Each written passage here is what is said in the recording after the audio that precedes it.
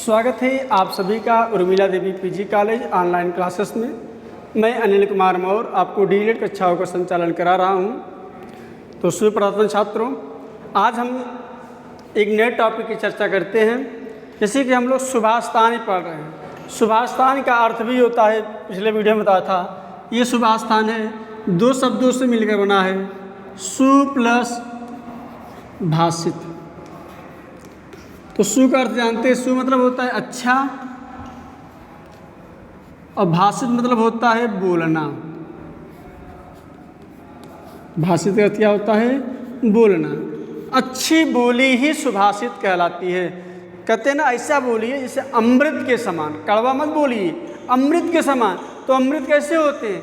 जो सुभाषित होते हैं। तो आप लोगों ने महाभारत, गीता जरूर जानते होंगे, महाभारत देखे होंगे, महाभारत सुने होंगे कि महाभारत में दो ही परिवार के सदस्य थे, एक कौरव दूसरा पांडव।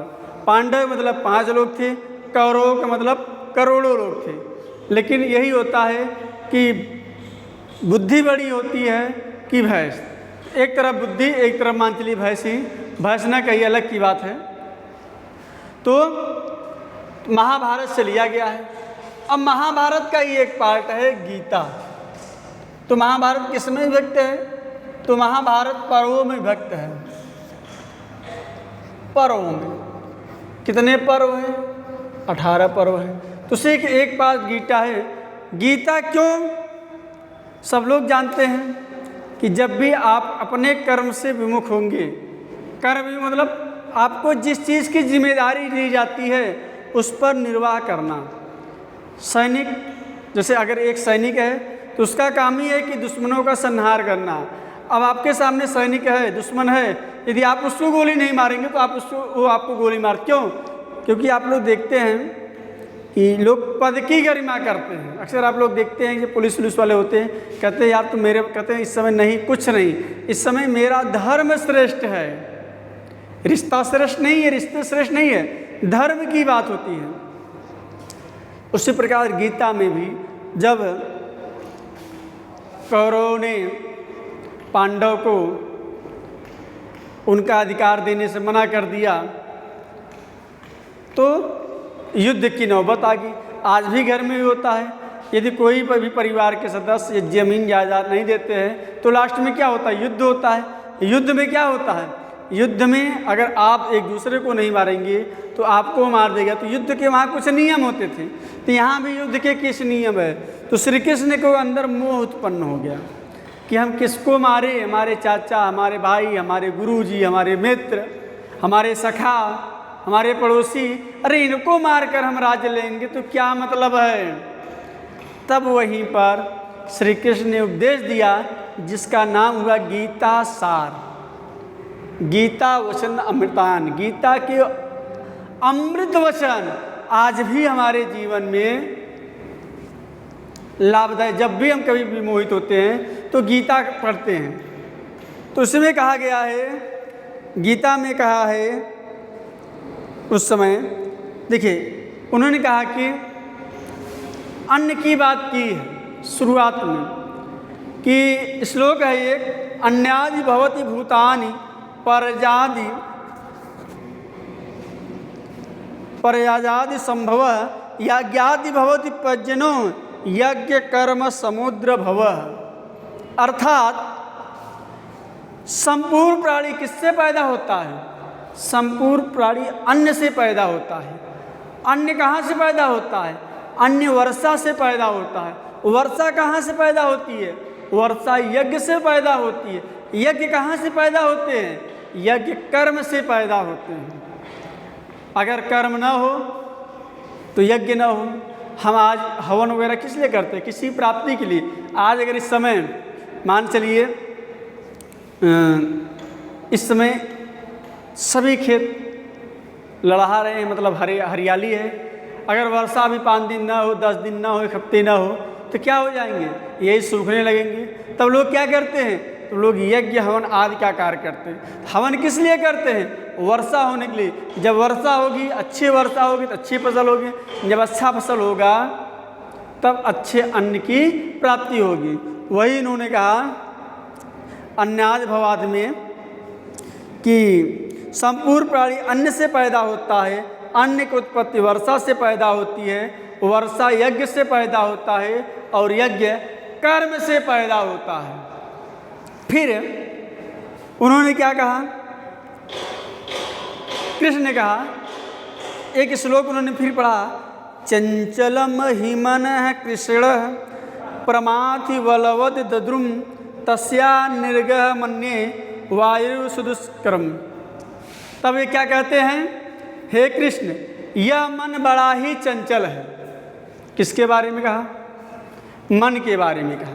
उसके बाद से क्या कहते हैं कृष्ण, सुखे दुखे समय कृत्वा लाभा लाभो जया जय ततो युद्धा युजस्व नैव पापम वास। अर्थात क्या हो,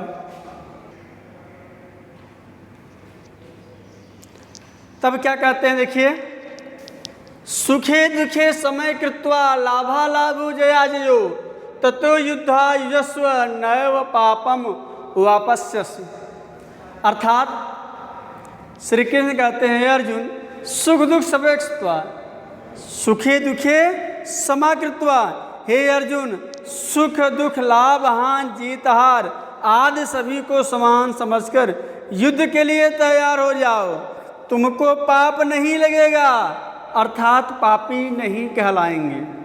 कह रहे ना, सुखे दुखे समा कृत्वा लाभा लाभो जया जय, सुख दुख जय पराजय लाभ हान समय कृत्वा, सबको एक समान समझना चाहिए, समझकर सबको एक समान समझकर ततो युद्धायुजस, तुमको युद्ध करना चाहिए, नैव नहीं पापम वापस, ये पाप नहीं होगा। भाई जब आप युद्ध के मैदान में हैं उस समय आपका कर्म ही है कि युद्ध करना। भी ये नहीं भैया 10 लोग मर रहे 100 लोग मर रहे पाप कर रहे हैं, उस समय मारना पाप नहीं। यदि 1000 लोग को बचाने के लिए 5 अगर आप जान ले लीजिए तो पाप नहीं होता है बल्कि पुण्य होता है। तो ये चीज़ें इन्होंने भी कहा कि सुखे दुखे समय कृत्वा लाभा लाभो जया जय ततो युद्धा यस्व नैव पापस्य। इसको याद कर लीजिए, एग्जाम में आता भी है अर्थ लिखने की कि हे अर्जुन सुख दुख लाभ हानि जय पराजय सबको एक समान समझकर तुम्हें युद्ध करना चाहिए, ये पाप और पुण्य नहीं होता है। तब फिर क्या कहते हैं, यत्र योगेश्वर कृष्णो यत्र पार्थो धनुधर तत्र श्री विजयो भूति ध्रुवा नीति निर्मम। जहाँ योगेश्वर कृष्ण, जहाँ योगेश्वर कृष्ण और धनुधारी अर्जुन हो तब वहाँ विजय तथा निश्चय ही कल्याण है, यही मेरा राय तथा नित्र है। फिर क्या कहते हैं श्री कृष्ण, कैलव्यम मा समागम पार्थ नौ तत्प्रत्य क्षुद्रम हृदय दौबल्य तक्त्युतिष्ठ परतम। अर्थात हे अर्जुन तू कायरता को प्राप्त मत हो। यदि अगर युद्ध नहीं लड़ोगे तो तुम्हें कायर कहा जाएगा। यदि आप युद्ध में गए और रण क्षेत्र में गए और वहाँ से भाग आए तो देशद्रोही कहलाएंगे, कायरता कहलाएंगे। वही कह रहे हैं कैलव्यम मा समागम है, हे अर्जुन तू कायरता को प्राप्त मत हो। क्यों? क्योंकि यह तेरे लिए उचित नहीं है। हृदय की इस तुच्छ दुर्बलता को त्याग कर क्षुद्रम दुर्बल्यम तक्त उत्तिष्ठ परतम। क्षुद्रम हृदय दुर्बल्यम, तुम इस दुर्बल हृदय को त्याग कर क्या करो, युद्ध के लिए खड़ा हो जाओ।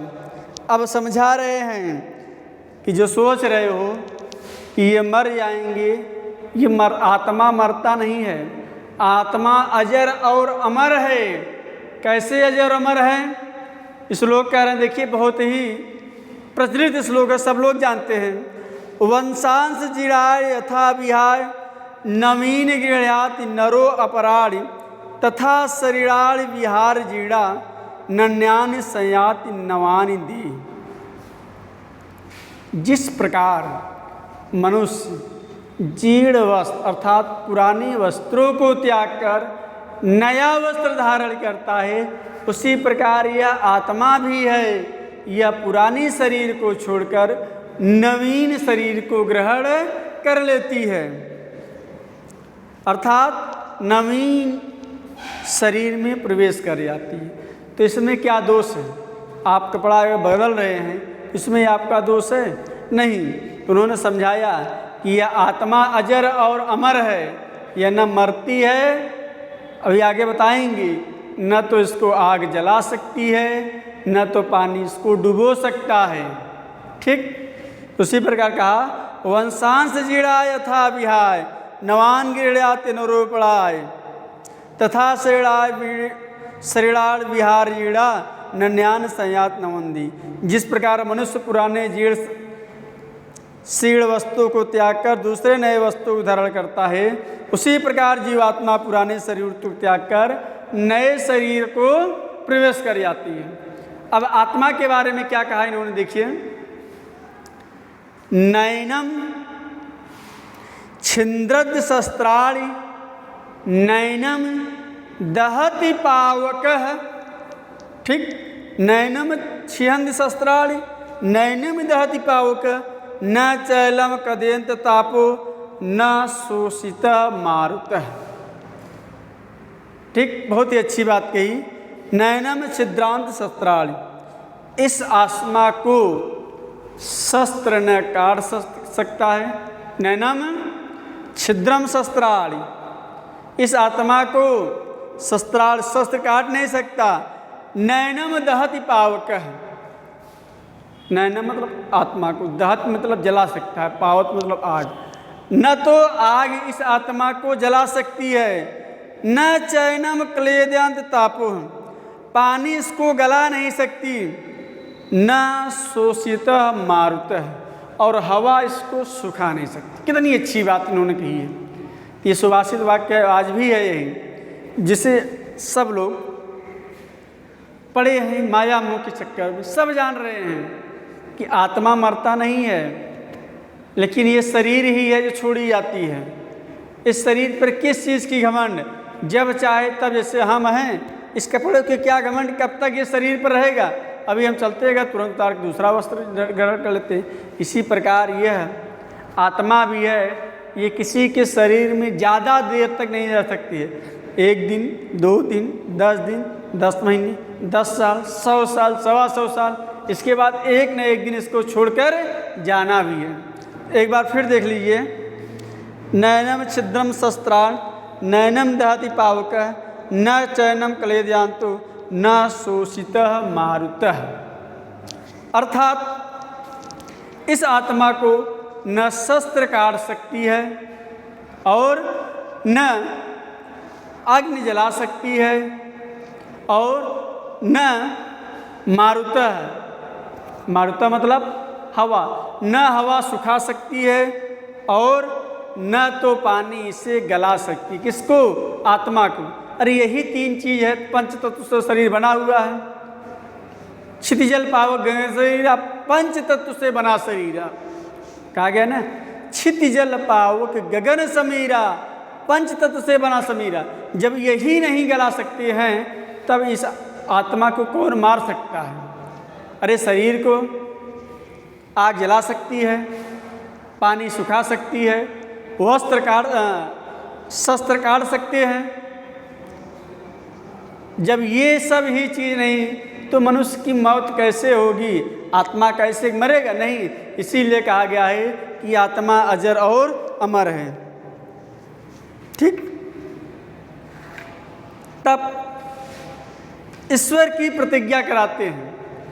कहते हैं ना, बहुत ही प्रचलित तो श्लोक है, यदा यदा ही धर्मस्य ग्लानि निर्भति भारत अभ्युत्थानम धर्मस्य तदान आत्मा सृजा अहम परित्राण साधुनानां विनाशाय च दुष्कृताम धर्मस्य संस्थापनार्थ संभवाम युगे युगे। हे अर्जुन, जब जब धर्म की हानि और अधर्म की वृद्धि होगी, अब बतला रहे हैं कि यदा यदा ही धर्मस्य, जब जब इस पृथ्वी पर धर्म की हानि होगी अधर्म की वृद्धि होगी, तब तब मैं अपने रूप की रचना करता रहूँगा। जब जब धर्म की हानि, अधर्म की वृद्धि होगी, तब तब मैं अपने रूप की रचना किसी न किसी प्रकार करता हूँ, अर्थात साकार रूप से लोगों के सम्मुख प्रकट होता हूँ। जैसे जब रावण का अत्याचार बढ़ा था तब राम के रूप में, और अब जब कंस का अत्याचार बढ़ा था तो कृष्ण के रूप में। ठीक, तो वही कह रहे हैं कि जब जब धर्म की हानि अधर्म की वृद्धि होगी, तब तब मैं किसी न किसी रूप में जन्म लेता रहूँगा, किसी न किसी आकार में रहूँगा ही रहूँगा। आगे क्या करते हैं? साधु पुरुषों का उद्धार करने और दूषित कार्य करने वालों को नाश करने के लिए तथा धर्म की अच्छी प्रकार की स्थापना के लिए मैं युग युग में प्रकट होता रहूँगा। अर्थात धर्म की रक्षा के लिए मैं युग, चाहे कलयुग, चाहे द्वापर युग, चाहे त्रेता युग, फिर सभी युगों में किसी न किसी रूप में जन्म लेता रहूँगा। तो ये रहा। उसके बाद आत्मा की महत्व समझाते हैं। आत्मा की महत्व है ना, ये आत्मा के बारे में कहा गया है कि कैलव्य माँ समागम पार्थ न तत्पुदते। ठीक, न चैलम कलंद्याप न शोषित मारुत। अर्थात हे अर्जुन, इस आत्मा को शस्त्र काट नहीं सकते, आग जला नहीं सकते,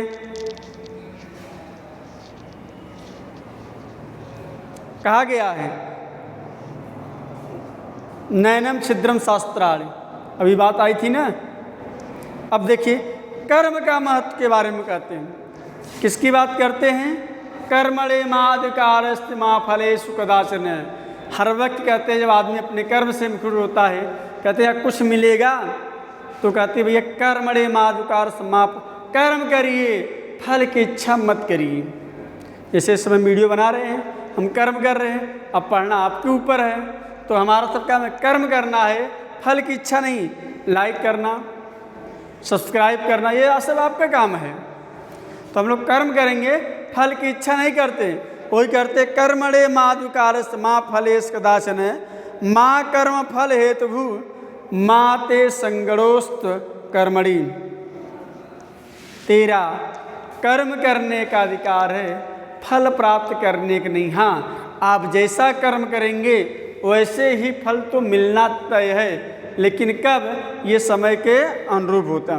तो तेरा कर्म करने मात्र में ही अधिकार है, फल में कभी नहीं। तू कर्मों के फल के हेतु मत हो, तथा तेरी कर्म न करना भी आसक्ति न हो। अर्थात कर्म करिए, फल की इच्छा मत करिए। कर्म करेंगे तो फल मिलेगा ही मिलेगा, आज नहीं तो कल। अब ये डिपेंड करता है कि आप किस प्रकार कर्म करते हैं। ठीक, तो नेक्स्ट में कहते हैं, क्या कह रहे हैं? इसी प्रकार, तो इस प्रकार गीता में बहुत सारी बातें कही गई हैं। तो गीता में सुख दुख, लाभ लाभ, जय पराजय, कर्म की बात कही गई है, अज्ञान की बात कही गई है, विजय के लक्षण बताए गए, ज्ञान की पवित्रता, मन की चलचकता, भक्ति अर्पित, इन सब सारों चीज़ों की चर्चा गीता में किया गया। नेक्स्ट हम चर्चा करेंगे वंदना। वंदना लोग सुबह सुबह क्यों करते हैं, वंदना करने का क्या अभिप्राय होता है, इस पर थोड़ी सी चर्चा कर ली जाए। तो वंदना मनुष्य की एक प्रकार की ऊर्जा प्रदान करती है। नेक्स्ट है वंदना। वंदना हमारे जीवन का एक महत्वपूर्ण अंग एवं व्यवस्थित कर्म है। वंदना करने से हमारे मन में, हमारे शरीर में एक शक्ति का अनुभव होता है। हम सुबह सुबह उठते हैं, किसी न देवी देवताओं का वंदना करते हैं, उससे क्या होता है? हमारे अंदर एक उत्साह उत्पन्न होता है। वंदना से प्रतिदिन हम अपने जीवन में सभी स्थानों पर देखते हैं कि मनुष्य अपने जीवन शैली को श्रेष्ठ बनाने के लिए वंदना का प्रयोग करता है। जैसे हम लोग सुबह उठते हैं तो किसी देवी देवता का वंदना करते, नहा धोकर किसी देवी देवता का वंदना करते, अपने इष्ट देवता का वंदना करते हैं। कॉलेज स्कूल आते हैं, बच्चे विद्यालय जाते हैं, वहाँ भी किसी न किसी वंदना करते। किस लिए वंदना करते हैं? वंदना का मतलब होता है कि जो भी हम कार्य करने चले रहे हैं वो सफल हो। जैसे जब किसी कार्य का प्रारंभ किया जाता है तो स्तुति के रूप में वंदना प्रयोग लाई जाती है। वंदना हेतु विविध इष्टों रूप भी आज विद्यमान है। यथा संगीत प्रारंभ करने से पूर्व, चाहे संगीत हो चाहे विद्या हो, विद्या प्रारंभ करने से पूर्व हम सरस्वती देवी का वंदना करते हैं। किस लिए वंदना करते हैं? क्योंकि ज्ञान और विद्या की देवी है वो सरस्वती ही है। हम किसी अच्छे कार्य के लिए जाते हैं, किसी की नींव पढ़ने जाते हैं तो वहाँ हम गणेश जी की वंदना करते हैं। ठीक। और संगीत प्रारंभ किसी गृह या संस्था में प्रवेश पूर्व श्री गणेश जी की वंदना करते हैं। राष्ट्रीय कार्यों में जब हम देशभक्ति के कार्य करते हैं तो वहाँ हम राष्ट्रगीत का प्रारंभ करते हैं। मतलब यथा जैसे जहाँ की परिस्थिति होती है, सिचुएशन होती है, उसी प्रकार हम वंदना करते हैं। ठीक। तो जैसे मान लीजिए अभी बात हुई ना, अगर हम देखते हैं आप कोई भी संगीत होता है तो सबसे पहले क्या करता है? वो सरस्वती की वंदना करती है, क्योंकि ये कंठ की देवी होती है, वाणी की देवी होती है, वो सरस्वती ही होती है। हम किसी संस्था या घर का गृह प्रवेश कराते हैं तो गणेश जी की वंदना करते हैं। कहीं अगर देशभक्ति की बात लड़ने जाती है तो देशभक्ति गीत की वंदना होता है। ठीक। तो वंदना दो प्रकार के होते हैं, एक व्यक्तिगत होता है और दूसरा सामूहिक। व्यक्तिगत में एक व्यक्ति गाता है और सामूहिक में दो या दो से अधिक व्यक्ति की वंदना होती है। व्यक्तिगत वंदना क्या होती है? जो व्यक्ति की व्यक्तिगत रूप से शांति के लिए या कहा जाए आत्म शांति के लिए जो वंदना किया जाता है वो व्यक्तिगत वंदना होती है। जैसे लोग पूजा अर्चना करते हैं तो व्यक्तिगत वंदना करते हैं, आत्म की अपने शांति के लिए वंदना करते हैं। दूसरा है सामूहिक वंदना, इसमें समूह की भावना निहित होती है, पूरे समूह की वंदना होती है। जैसे मान लीजिए गणेश जी की वंदना है तो कहा था ना, गजाननं भूतगणाविते गीतं कपित्थ जम्बुफल चार भक्षणम उमासुतम शोक विनाशकारकम नमान विघ्नेश्वर पाद पंकजम। जब हम गणेश जी की वंदना करते हैं किसी कार्य के लिए तो कहते ही हैं, एक बार फिर सुन लीजिए और याद कर लीजिए, गजाननं भूतगणाविते गीतं कपित्थ जम्बुफल चार भक्षणम उमासुतम शोक विनाशकारकम नमान विघ्नेश्वर पाद पंकजम। तो क्या कहते हैं? देखिए, गजाननं भूतगणाविते गीतं, हाथी के समान मुख वाले गज आनन, ये ना गजानन, तो संधि विच्छेद करेंगे, गज प्लस आनन, दीर्घ संधि है, गज प्लस आनन। गज मतलब हाथी, आनन मतलब मुख। हाथी के समान मुख वाले, भूत गणादि, भूत और गणों द्वारा सेवन किए जाने वाले क्या? कपित्थ जम्बू फल चार भक्षणम, कैथ और जामुन को भक्षण करने वाले उमासुतम शोक विनाश। उमासुत, उमा किसे कहते हैं? पार्वती। ठीक। पार्वती के पुत्र शोक विनाश कारकम, दुखों को विनाश करने वाले नमाम विघ्नेश्वर, विनाश तथा बाधाओं को हरण करने वाले गणेश जी, मैं आपके चरण स्पर्श करता हूँ। तो बात समझ में आई? गजाननं भूतगणाविते गीतं कपित्थ जम्बुफल चार भक्षणम उमासुतम शोक विनाशकारकम नमान विघ्नेश्वर पाद पंकजम। ये किसकी वंदना है? गणेश जी की।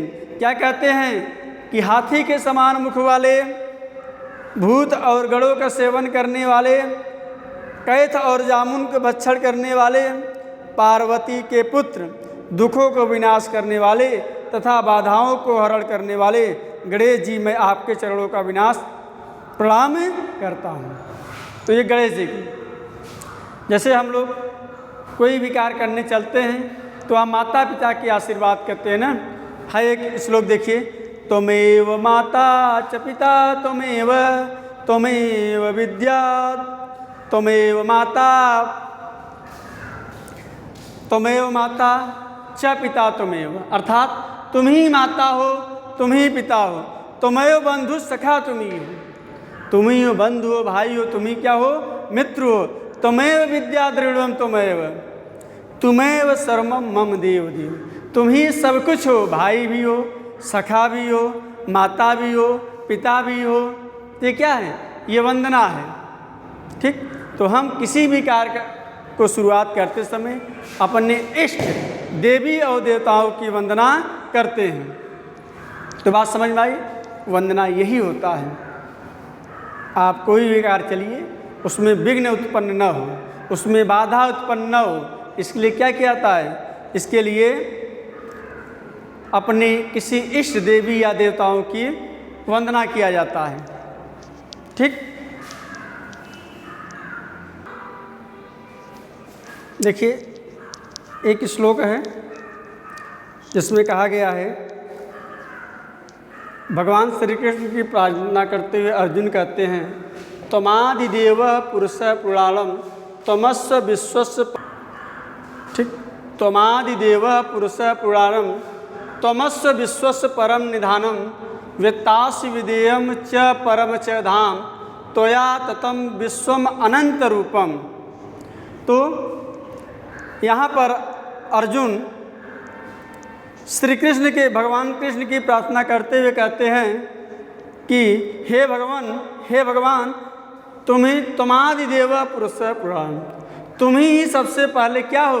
देवता हो, तुम ही पहले देवता हो, तुम ही सबसे पहले पुरुष हो। त्वमादिदेव पुरुष पुराण, सबसे पहले देवता आप ही हैं, सबसे पहले पुरुष ही आप ही हैं, और तुम ही इस संसार के सबसे बड़े खजाने हो। वित्तास वेदम, ठीक, तुम ही सबसे बड़े खजाने हो और योग्य वस्तुओं को ज्ञाता हो। किसके बारे में कह रहे हैं? अर्जुन के बारे में, श्री कृष्ण के बारे में कह रहे हैं कि आप ही सबसे पहले देवता हो, आप ही सबसे पहले पुरुष हो, सबसे बड़े ज्ञाता भी आप हो, सबसे बड़े धन भी आपके पास है और योग्य वस्तुओं ज्ञाता सबसे बड़े धाम ही आप हो। तुम ही त्वया ततम विश्व अनंत रूपम, तुम ही इस विश्व में अनेक रूपों वाले हो, तुम ही इस विश्व में अनेक रूप में फैले हुए हो। ये किसकी वंदना है? श्री कृष्ण की वंदना है। किसने किया है? अर्जुन ने किया है। क्यों किया है? गीता से सारी रहस्य जब जान लिए, गीता की सारी बात जब जान लिए, तब उन्होंने कहा कि त्वमादिदेव पुरुष पुराणम त्वमस्य विश्वस्य परम निधानम, वेत्तास्य वेदम च परम च धाम, त्वया ततम विश्व अनंत रूपा। तब उनको लगा कि इस संसार में कृष्ण ही सब कुछ है, वही पुरुष है, वही देवता है, वही धन है, ठीक, और वही सारे धाम है। जितने भी रूप हैं, जितने भी चीज़ हैं, सब इसी भगवान कृष्ण के ही देन है। तो इस प्रकार से वंदना तभी वही करते हैं, सभी की वंदना होती है जिसके जो इष्ट देवी देवता होते हैं, जिससे लगता है कि इनसे हमारा उद्धार होने वाले है। वंदना मतलब एक याचना होती है, एक अनुनय होता है, एक विनय होता है। तो किसके द्वारा होता है? तो किसी श्लोक के माध्यम से लोग वंदना करते हैं। जैसे भी सरस्वती की वंदना होती है, गणेश जी की वंदना होती है, शंकर जी की वंदना होती है, ब्रह्मा की वंदना होती है, जितने भी देवी देवता होती है, सबका किसी न किसी रूप में वंदना होती है। हम भी कोई कार्य करने जाते हैं, आप भी कोई कार्य करने जाते हैं तो पूजा अर्चना करते हैं, तो वो भी किसी देवी देवताओं की वंदना ही होता है। तो आज हम अपना टॉपिक यहीं समाप्त करते हैं। तो हमारा वीडियो आपको कैसा लगा लाइक ज़रूर करिएगा। ठीक, मिलते हैं फिर अगले वीडियो में, तब तक के लिए सभी को धन्यवाद।